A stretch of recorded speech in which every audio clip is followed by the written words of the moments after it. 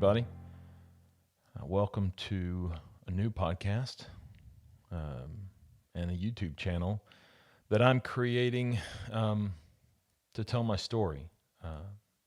So the name of the channel, the name of the podcast is Dad Deleted. And so we'll get into that, about what does that mean.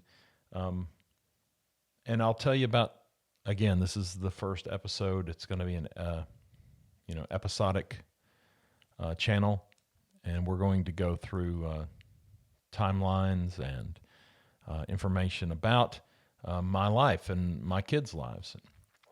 And so, first of all, what are we talking about? So what is Dad Deleted? Well, it's like it sounds. I'm a dad, and who was deleted from my kids' lives, even though I won every court case, and I actually had physical custody of my kids, and yet still emotionally, psychologically, I lost them. I lost my kids. And this is a story about how that worked and about what parental alienation is.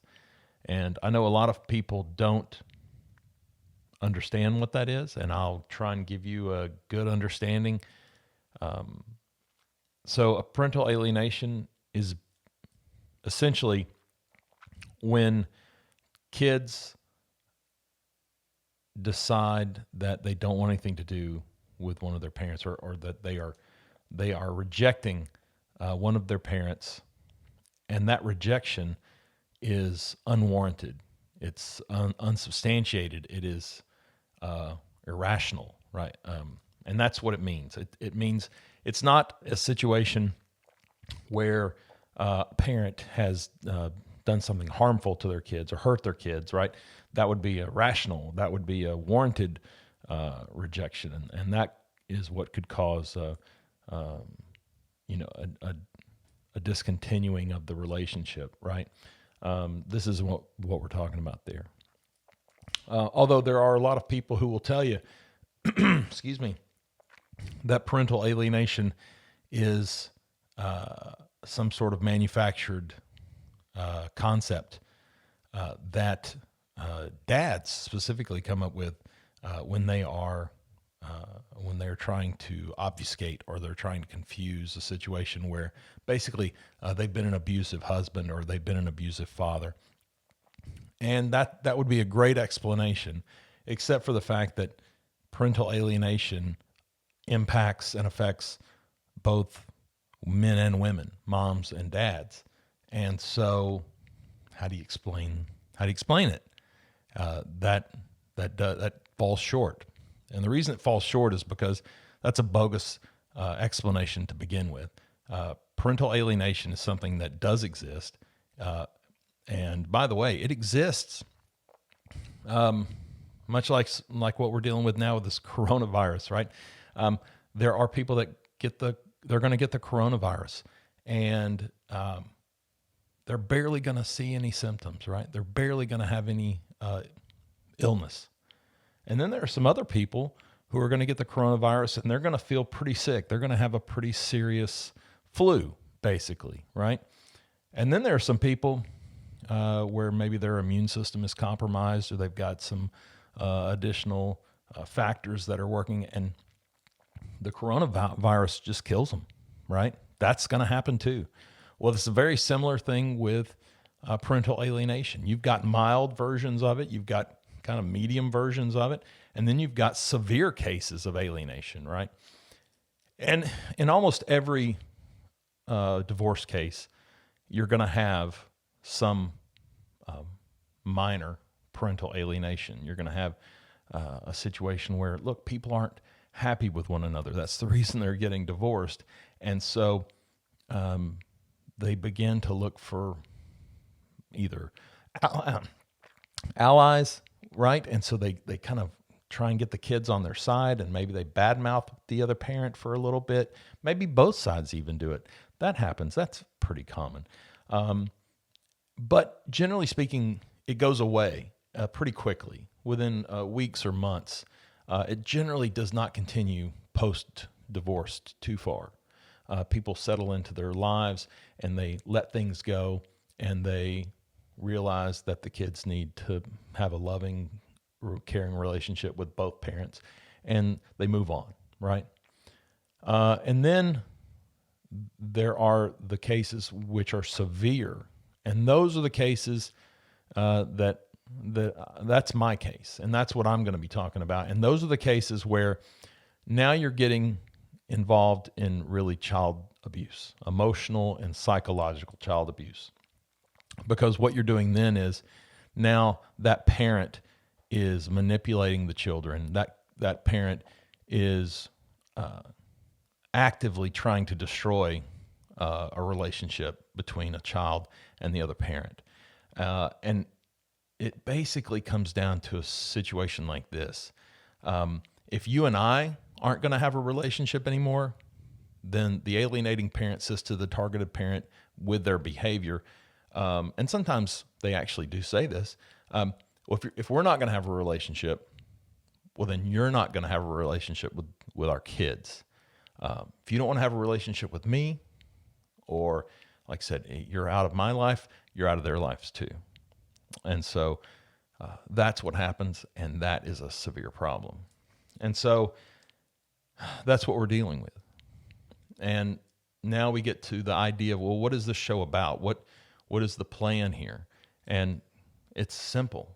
Number one, I want to tell my story. I want to tell my family's story because it's a pretty compelling story.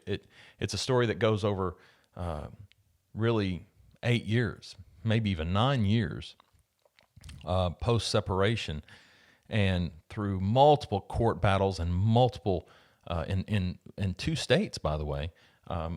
Our case is very unusual. I'm a dad who won custody twice in 2 different states, and yet didn't really win. And I remember a conversation I had with one of my attorneys, my first attorney in the 2nd state, after we won full primary custody. I had about 85% custody of the kids. And he said, "You won." And I told him, I said, "No, I didn't. I didn't win. Victory here, a win here, is when my kids and I have a good relationship. And when that's a win. Having custody, that's not a win. And so it was a tool, right? And it could have brought victory, but it didn't. And that's how that went. Which does lead me in, if you notice, I didn't mention names. And so that's one of my rules that I'm going to have on this podcast. I'm not going to mention my name. Now, some people are going to watch this, and if they know me, they're going to know who I am. And then they might know who my ex-wife is and who my kids are. But for the vast majority of you here, you're going to be strangers, right? And you're going to hopefully get involved in this story, and you're going to become interested in this story, but you don't need to know my name. That's not important. And the kids' names are not important. And my ex-wife's name is not important. The name of her husband, who also played a major role in this debacle, his name's not important. Though what's important are the lessons. And so to that point, that's really the thing that I want to do most of all in this podcast and in this YouTube channel is I want to educate. I want people who are dealing with this situation in their lives to maybe be able to take something away, right? If you can take away just kernels of truth or strategies or things to not do, right? Things that you're doing that you say, oh my gosh, I need to stop that because it's not helpful. It's not helpful to the kids. It's not helpful to my case, right? Because ultimately all of this is really about protecting the kids. And if it's not about protecting the kids, then you need to reassess what you're doing and why you're doing it, right? And so, which ultimately, again, we'll tell this part of the story later. Why ultimately I did everything that I did. I'll be able to talk to you about my process, my thought process about why I did it, and how I hope to help the kids. And so the other part of it is it's cathartic, right? There's a part of this that's therapy for me to be able to share this. There are a few people in my life, they're my closest friends, that really know this information. But this is information, again, that I think could be helpful to a lot of different people. And look, some of it's going to be encouraging and some of it's going to be discouraging, but that's life, right? At some point, I hope to even maybe have interviews, maybe with my former attorneys, or with mental health professionals that we could talk to that were involved in our case, that could talk about things from a different perspective, from their perspective, right? And I would say, lastly, about education, the group that I would most love to reach out to and help with this, I would be most encouraged by, if they were helped by this, would be family court judges, family law judges, and family law attorneys. Because I can tell you right now, and look, if you're going through a situation like this, I'm telling you something you already know. These folks are ill-equipped, and this is not, I'm not being pejorative when I say this. I'm not trying to be mean-spirited when I say this. I'm just saying it's a fact, that these folks are ill-equipped and uneducated when it comes to severe alienation and how to combat it, right? Because what they try and do, and God bless them, they've got, dozens, hundreds, thousands of cases that they deal with on a weekly, monthly, yearly basis, right? These guys don't have the time, right? And so one of two things either happens, right? Either one, they farm out the question to a mental health professional who also may or may not have a full understanding, because again, remember, you're talking about most of these folks that they've got a lot of clients. They're not able to spend a ton of time, oftentimes,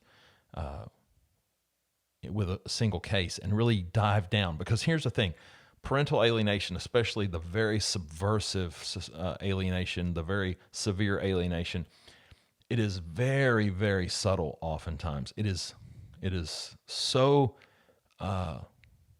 so sneaky. It's so diabolical that that you could miss it, right? You could miss it on the first pass.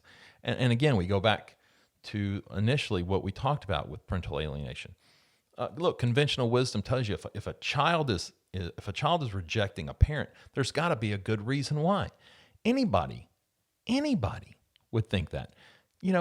7 or 8, 9 years ago, I would have said the exact same thing. I would have said, my gosh, if there's a child rejecting a parent, there's absolutely got to be some valid reason. What did this person do, right?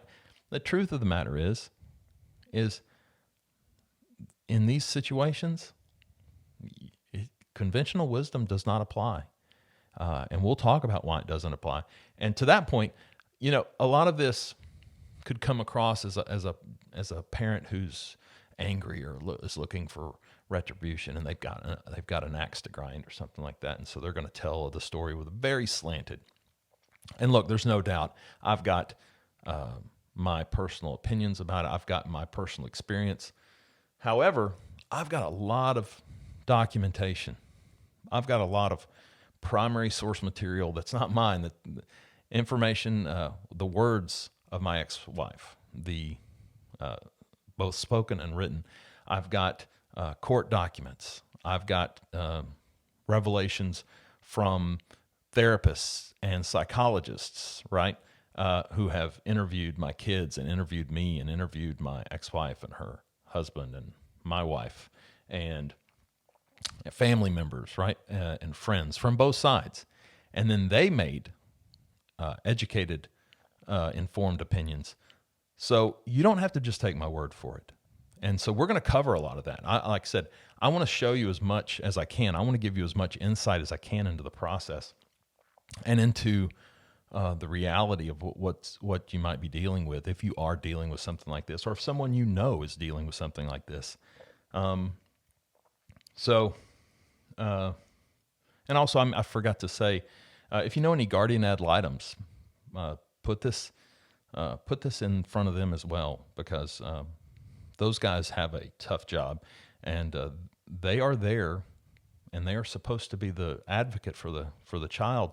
And that's another thing we can talk about. I mean, different states have different rules for how they are supposed to operate, and generally speaking, it's the best interest of the child, but also that gets very murky as to what that really means. Does it mean what the child wants, or does it mean truly what's in the best interest of the child? Because as we know, kids oftentimes, what they want is not what's in their best interest, right? My kids may want to eat, candy bars for breakfast, right? That may be what they want. That would make them happy, right? But would that make them better people? Would that be in their best interest? Absolutely not. So as a parent, as an adult who's responsible, right? What am I supposed to do? Am I supposed to make my kids happy, or am I supposed to take care of them, right? And so a guardian ad litem is in that very similar position. Are they supposed to make that? Are they supposed to advocate for what would make the child happy, or are they supposed to advocate for what would make that child safer and put them in a better position, right? And so, so let's talk real quickly about how this process is going to go. So I want to do about at least two episodes a week, and I want to do 15 to 20 minutes per episode. So I don't want to overwhelm you. Look, Joe Rogan can do 3 hours. Okay, I'm no Joe Rogan, right? If we ever get to that point, then good on me. But I'm not there. Look, I have no idea what I'm doing. This is the first time I've ever done anything like this. Okay. So you guys are going to have to work with me, and you're going to have to deal with, I don't know how this is going to come across. I don't know if this is going to look like amateur hour. I don't know if this is going to look even remotely professional. Right. So I'll take all criticism and input. If you can make it better and more watchable and more listenable, then more power to you. I'm happy to take your comments and your input. And to that point, look, this is going to be a long journey that we're going to go on, because this has been years and years, and a lot of information, right, to cover. However, if in the midst of you listening to this or watching this, you come across some idea of your own, or some concept or some question of your own, that you say, God, I wish he would cover this, right? Or I wonder what happened here, or how would this have happened, or how could this have gone better, or, whatever it is, right? Just send me, you can send an email to dad@daddeleted.com, or you can put your question in the comments section down in YouTube. And so, and I'm happy to take that input, and I'm happy to take your questions. And if it's at all possible, right? If it's something that would help a lot of people, then I will address it and we'll talk about it. And so to that point, I want to get this out in front of as many people as possible, right? So if you don't mind, and again, this sounds so silly I see it all the time on YouTube videos, but it sounds silly to say it, but I'm going to say it anyway. If you would hit like and subscribe, if you would leave your comments, I would sure appreciate it. If it's on the podcast, if you would subscribe to the podcast and give us a review. Again, I don't expect a review right off the bat. Give it a few episodes and see if it's worthwhile to you, and I hope it is.